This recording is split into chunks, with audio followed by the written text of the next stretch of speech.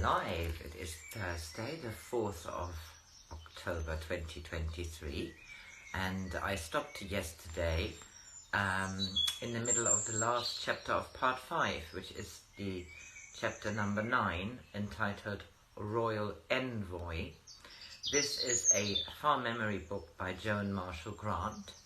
She passed away in 1989, and she wrote 7 books about her own far memories.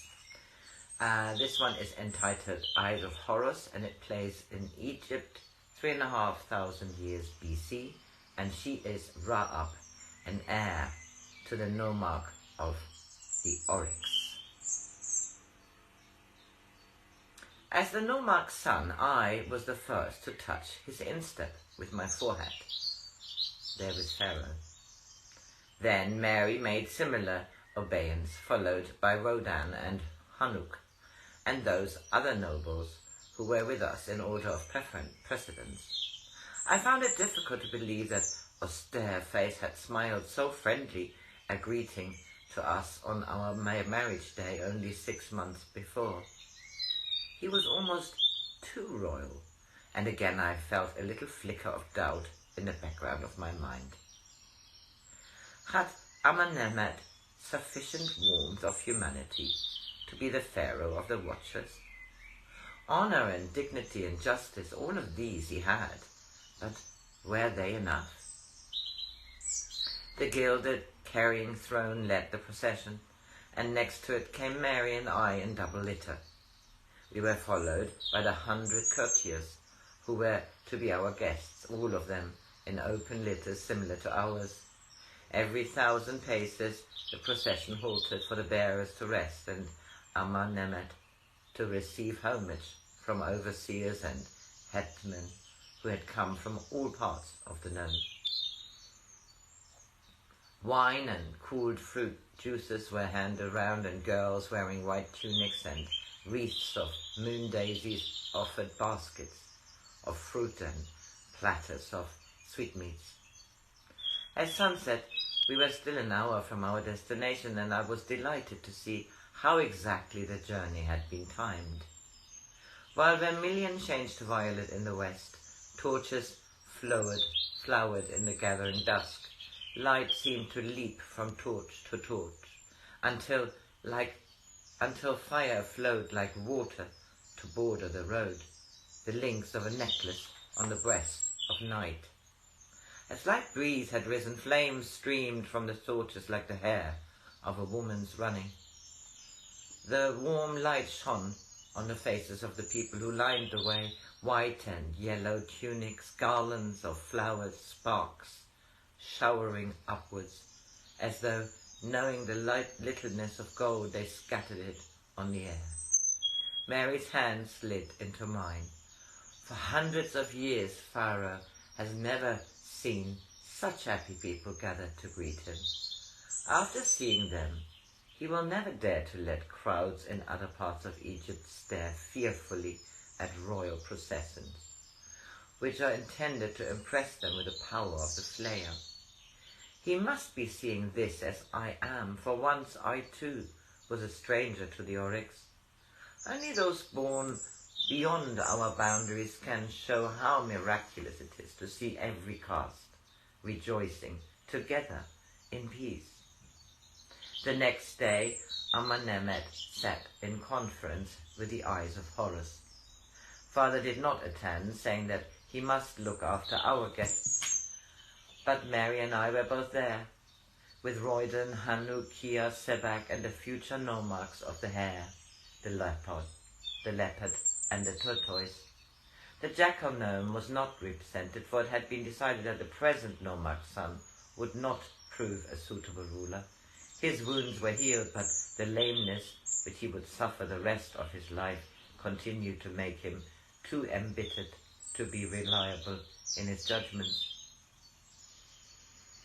As I listened to Amenemhat talking, I realized how long and important was the role he had played in the growth of the Watchers, and saw that Rodan had not overestimated the vizier's innate authority. Though we all recognized him as being already the rightful wearer of the double crown, while in conference there was no barrier of rank between us, it being fully recognized that though outside the watches we were all secondary to him, within our order we were valued only by the weighing of our heart, which takes no heed of birth, nor office, nor gold. Royden had already acquainted him with all the latest developments in our plans, and now the 3 future nomarchs gave him news of any changes which had taken place in their gnomes since he had last heard of them. "Why is the jackal not with us today?" he asked. Royden then gave him the reason why the nomarch of the jackal had not been yet chosen. "I decree," said Amar Mehmet, though, as always, if any of the eyes of Horus wishes to oppose this decree, he may now declare it, "that when I am Pharaoh, Hanuk, son of Rodan, shall rule the jackal. And from that day forward, the jackal shall be united with the oryx, even as is Hotep Ra." The honor done to Hanuk was acclaimed, and I noticed it was to Kias that Hanuk first looked to see if she were pleased by the decision.